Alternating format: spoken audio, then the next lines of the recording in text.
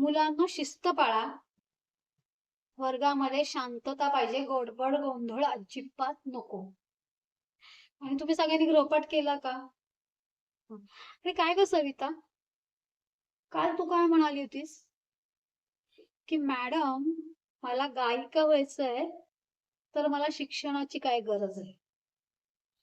अगं, तुला जर गायिका व्हायचंय तर त्यासाठी ज्ञान आणि विज्ञान याचा अभ्यास करणं गरजेचंच आहे. जर तू ज्ञानच घेतलं नाहीस तर तू गायिका कशी होणार? हे शिक्षणामुळे तर आपण पुढे जातो ना. अजय पण काल काहीतरी म्हणत होता, मी कशाला शिकू मॅडम, मला तर काय क्रिकेटरच व्हायचंय. अरे, तुम्ही जर कुठल्या गोष्टीचं ज्ञान घेऊन जर पुढे गेलात नाही तर तुम्ही भविष्यात तुमचं भविष्य कसं घडवाल?